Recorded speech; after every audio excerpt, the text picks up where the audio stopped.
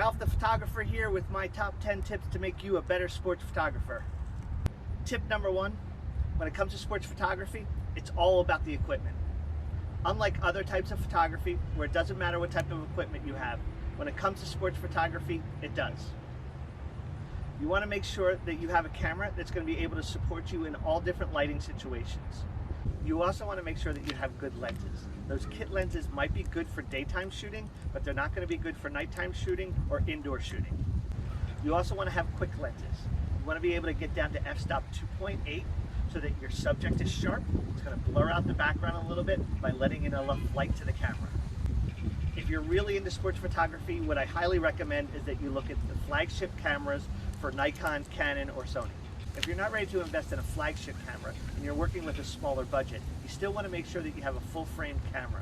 You want to have a camera that's going to be able to support high ISOs. Tip number two, it's all about the camera setup.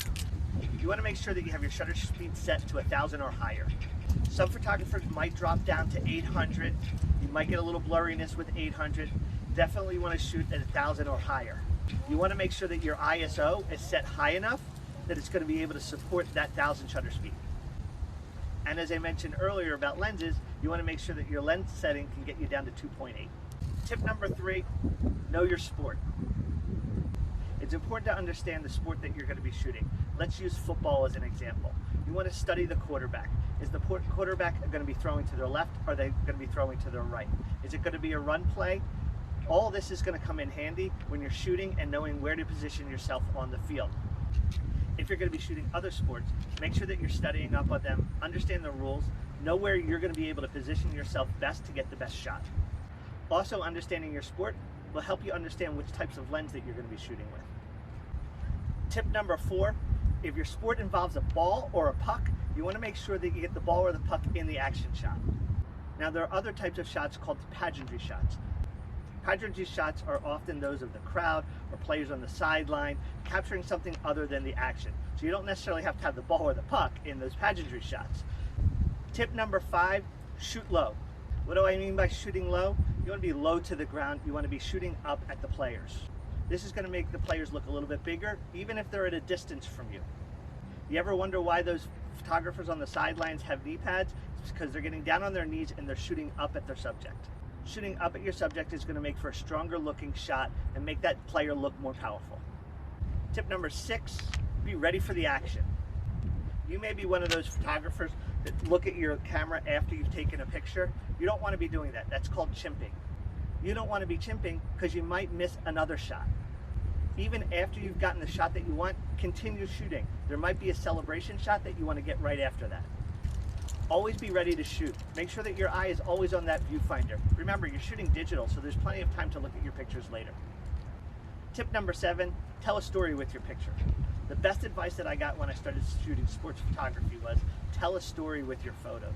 Make your audience feel like they're on the field with you. Now, there's different types of photography that you're going to be shooting when it comes to sports. You may be shooting individual players and wanting to get tight shots on them, or you may be shooting the entire game where you might want to get wider pictures. Understand who your audience is. That'll help you decide what type of picture you want to be taking. Tip number eight, this one's a little controversial. It's all about editing and cropping. First, let's talk about cropping. When you're cropping, you want to know what type of end result you're looking to have.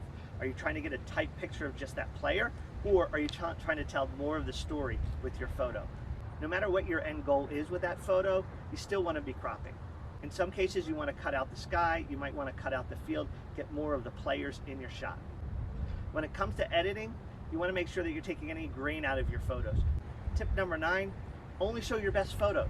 I see a lot of photographers will shoot 500 photos in a game and then they'll post all of them. Only post the ones that you really like. Trust me, your audience is going to appreciate that you're only showing your best photos.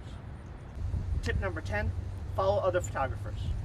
Whether you're following other photographers on the field, seeing where they're positioning themselves, or whether you're following them on social media. I highly recommend following photographers on social media. That will help you understand the types of pictures that you want to be taking. Here's some photos that I've taken in a recent game.